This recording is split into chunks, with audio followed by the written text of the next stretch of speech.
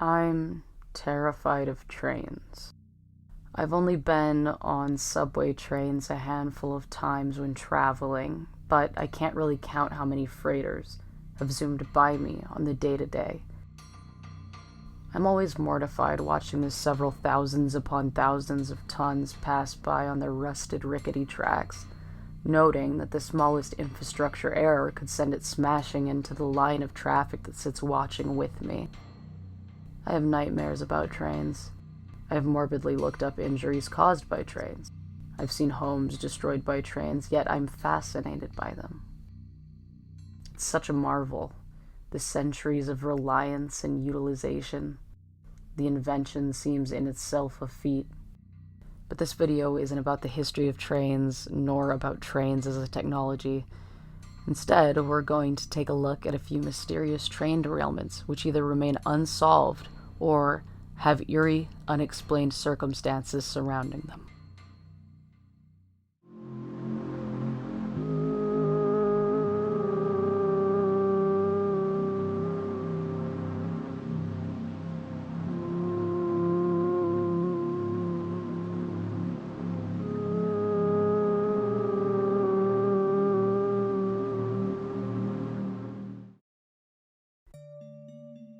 It's the beginning of a new October day in Phoenix, Arizona.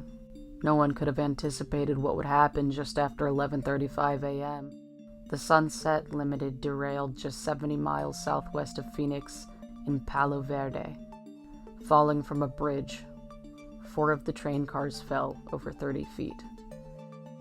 258 people were on board the passenger train. 78 were injured, 1 was killed.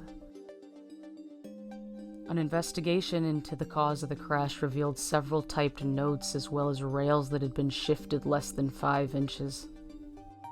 The notes claimed that the derailment was intentional, and that it happened as retribution for the American government's mishandling of 2 incidents.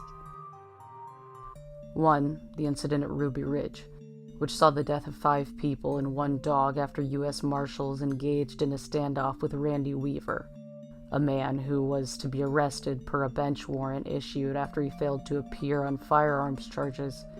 Weaver's wife, who was shot while holding their infant daughter, and his teen son were among those killed by U.S. officials.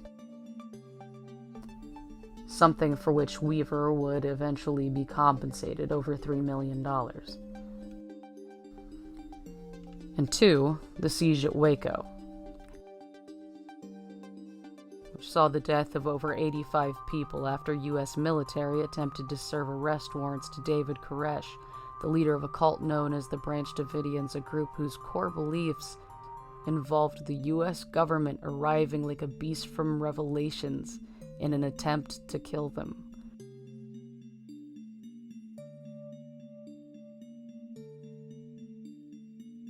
Gunfire was exchanged, and eventually, U.S. officials decided that an assault on the compound would be the best plan of action, after reportedly learning that children were being abused inside.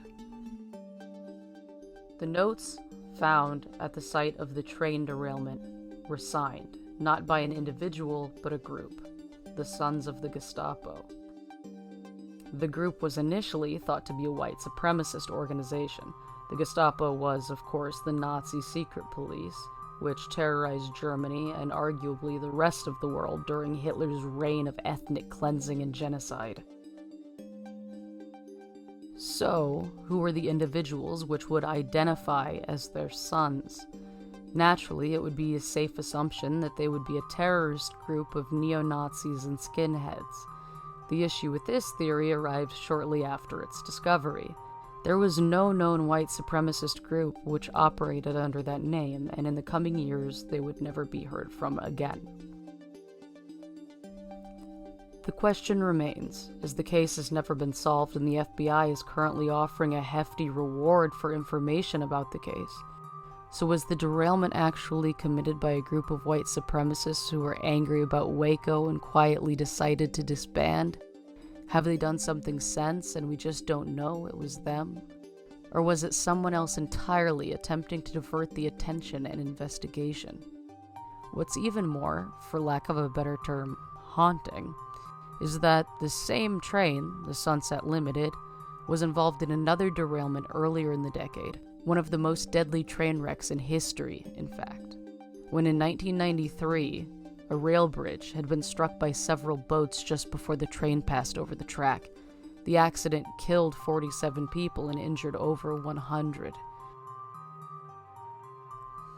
The Palo Verde incident was also compared to a 1939 train wreck, another case of sabotaged tracks which resulted in mass casualty and injury which still remains unsolved. Several factors were considered in finding potential suspects in both crashes. Manpower, not just anyone can move train track rails, and time. There would only be a specific window of opportunity to sabotage the rails and especially to target passenger trains. Immediately, eyes shifted towards rail workers who knew the schedules and had the experience in moving rails, but as some have pointed out, anyone could access a schedule, and much experience isn't necessarily needed to sabotage rails.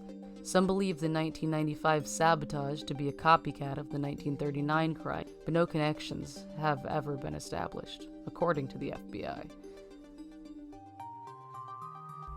Reading about these train derailments reminded me of the 2016 Hoboken train derailment.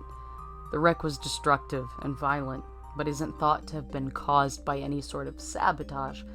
It was instead found that the operating engineer had an undiagnosed sleep disorder which impaired his job performance greatly. It was also agreed that train and transportation companies should have employees screened for these illnesses. A prior exam gave the engineer a clean bill of health, and the black box footage recovered showed him accelerating to over 20 miles per hour, which was over double the speed limit.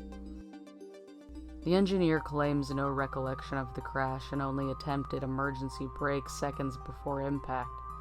Sleep apnea is the current official cause of the crash. Several people in and outside the Hoboken area noted a hazardous chemical emergency service alert which broadcast just before the crash. The broadcast read, "Would you, could you, on a train?" The station quickly took to social media announcing that there was no warning and that they were unsure how or why the message was broadcast, but that they were looking into the matter.